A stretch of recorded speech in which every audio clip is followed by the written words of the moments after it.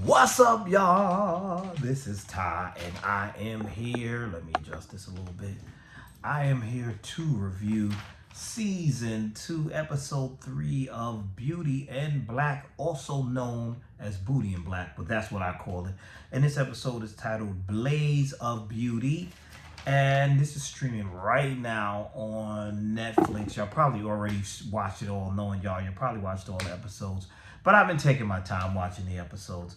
So before I get into the review, I must give a shout out to Simply Be Yourself 100, June BLC, Lamont Simpson, Coy Boy, and LaRonda Jackson, and all the rest of you wonderful people who keep this channel doing what? Going and growing.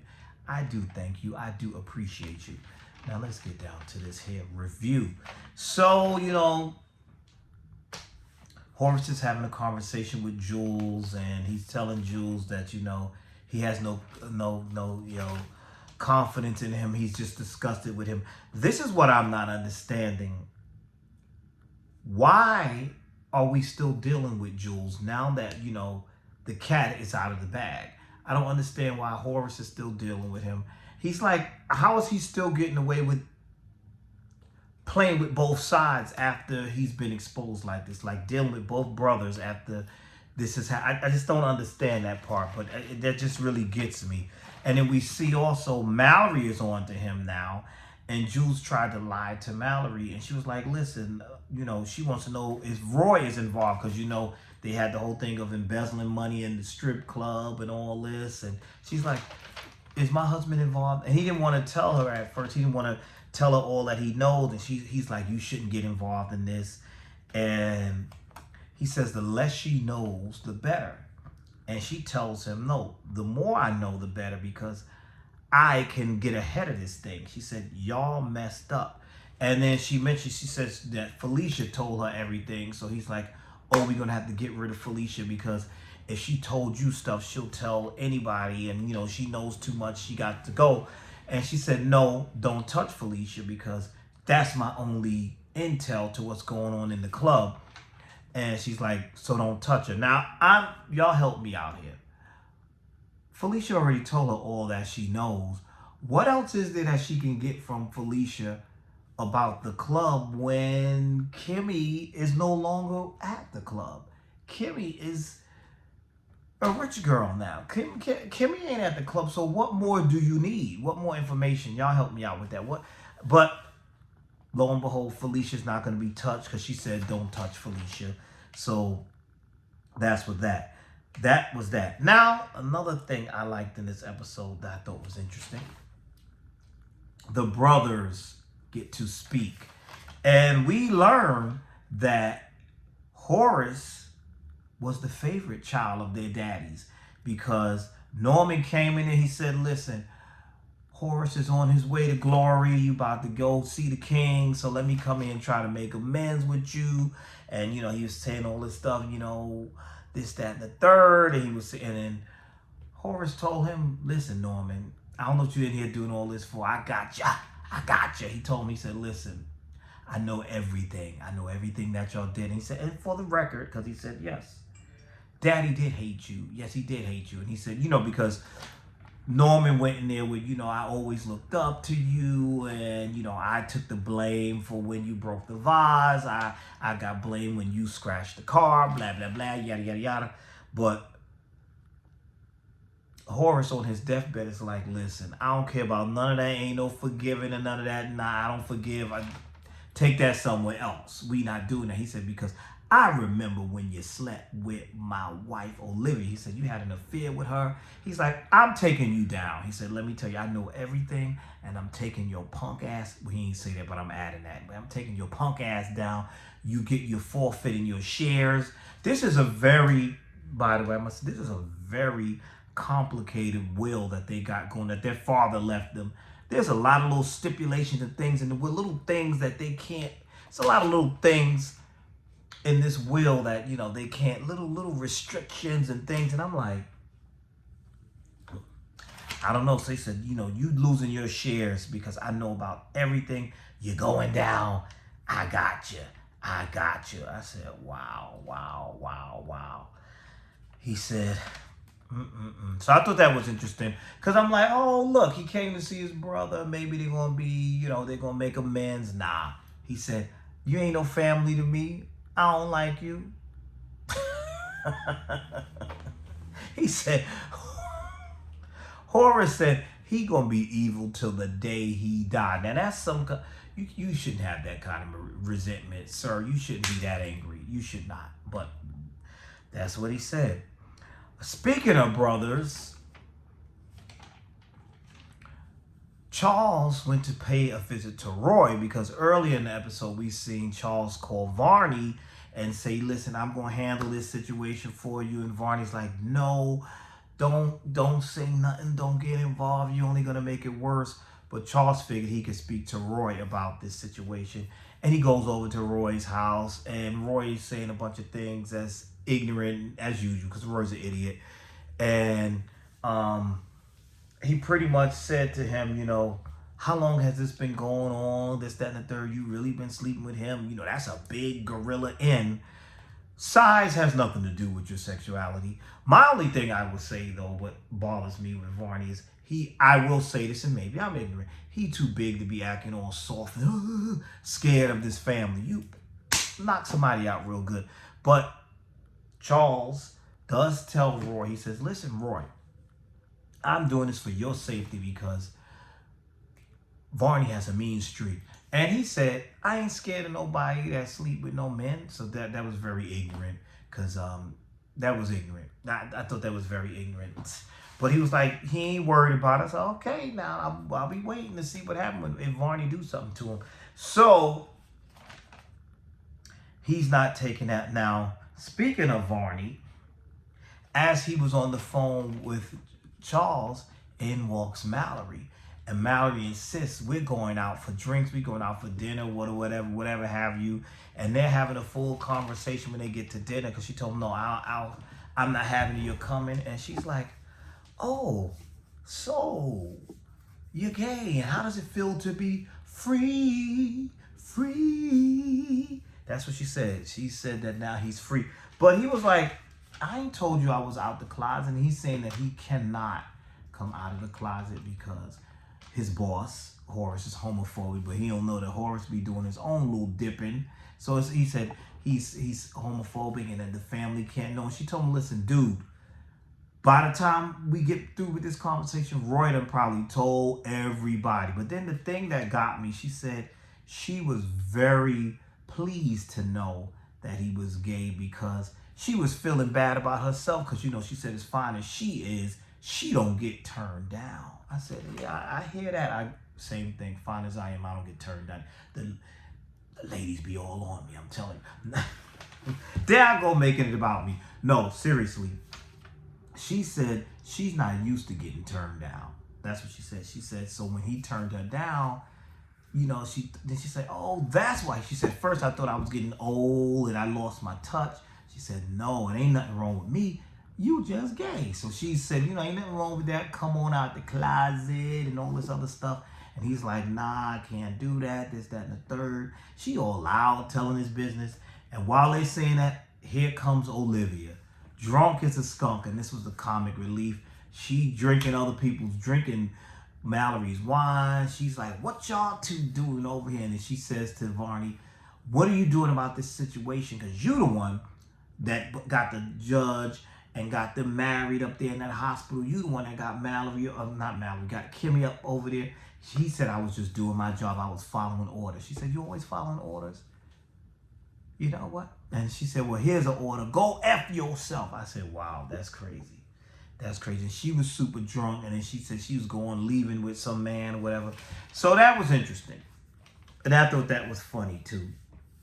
And I said, What a crazy mess. And also, we go to Little Rich Girl, talking about Kimmy and Rain. Kimmy she's still not used to this newfound wealth just yet. And she tells Rain, this is what I want. I want you to get my sister, what's her sister's name? Sylvie, help me get her out of here. Let her go to college or whatever. This ain't the right environment for her. I won't let her go to college. And how trifling is my mother that my mother didn't even come, ain't looking for, and she know the girl is missing. Well, your mother is your mother. You know, she's trifling. So they're having this conversation. And in the midst of this conversation, Rain brings up the fact that, you know, Kimmy gave her $500,000. Somebody give me $500,000. And she says, you know what? I don't want that. I'm going to give that back to you. What? What? You going to do what? She said, I'm going to give it back to you. You know, she said, because listen, I want the club. You know how much money I can make with the club. If you don't take that $500,000 and go do something, what are you talking about? So she says she wants the club. And as a matter of fact, she has, what was his name? His name is Alex. I think she has Alex, the driver, take her to the club. And I'm like, well, she wants him to take her to the club because she wants all this revenge, whatever. Now, you know, Alex is driving them, but, you know, he was down with Jules and all that. So, of course, they don't trust him. Now, here was a funny thing, too. Rain says to him, you're taking me to the club. He's like, well, I'm taking Kimmy. She said, who? Then he said, Miss Bellary. She said, you're taking me to the club. Kimmy's staying home. She said, listen, I already don't trust you. I thought that was dumb because I'm not getting in no car with somebody I don't trust. I'm not going to tell you, I already don't trust you, but you going to take me to town. Nah, we ain't doing that, son. We not doing that. I don't trust you. You ain't taking me no damn way. The hell with that. Get me a new driver. I don't trust you. But she's like, I don't trust you. But she says, but you're going to take me to the club. And then while they driving and they're having their conversation, his phone rings. It's that crooked cop. And that crooked cop is running his mouth, calling Kimmy all kinds of B's, calling Rain stuff. So Alex is trying to prove himself. And Alex says, you know, oh, yeah, I can't stand Rain. I'll keep Rain to myself, this, that, and the third. So as he's saying that, the crooked cop mentions how Angel is dead and how the hit was done that, you know, Bellary told him to do it, talking about Horace. So Rain is hearing this like, what? Angel is dead? Then I was like, oh, shoot, here we go with this. And, you know, she heard that. And I'm like, this is crazy. But now Alex says he wants to break free till we learn that Jules he's $200,000 in the hole with Jules too. So I'm like, oh, everybody's just prisoners, huh? Even the ones, yeah, everybody just is Jules' prisoner, huh? So one of the things she called him early in the episode, she called him Jack nigga or something like that. Something like that. And real ignorant stuff. And I'm like, here we go. So that was that. Speaking of Angel, Angel is alive and well. He did not die, which we knew that he wasn't dead. But Angel's going over to his baby mama's house, busting through the door. Yolanda, where is Angel Jr.? He's looking around for the baby. And I'm like, the spots he was looking for the baby was interesting. I'm like, why would you think he'd be there? And she's like, what you doing here? I'm calling my brother. Said, yes, call him, because you're going to need protection. They're trying to kill us. She not listening. He don't have a phone. The neighbor comes from upstairs. And he comes and he says, hey, I called the cops. He said, good. But he said, listen, can I borrow your phone? He said, wait, or a charge or something. He said, wait, I'm going to go upstairs. I'll come back down. So that was that. Then we had our boy Norman having a conversation with Jules. And he mentioned that to Jules, you know, Horace knows everything. So that means we got to take Judge out. We got to take the fat man, the fat judge out.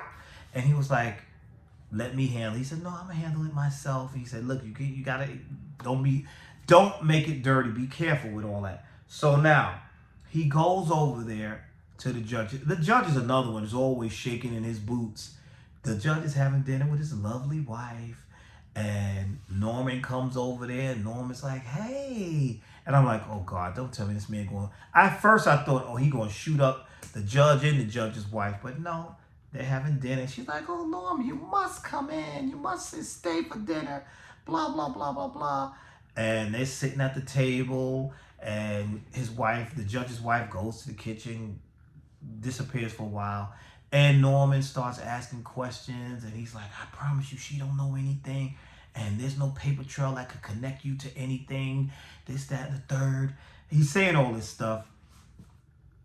And you could see the tension, and that judge was so scared.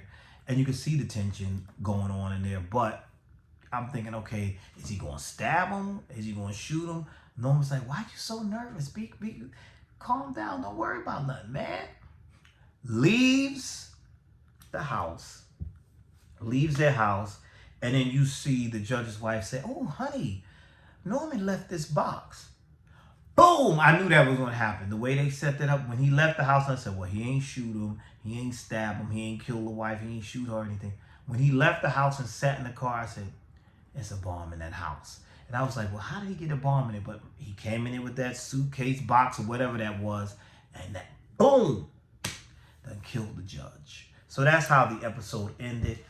I'm entertained. So I'm going to keep watching. I'm going to keep watching this show.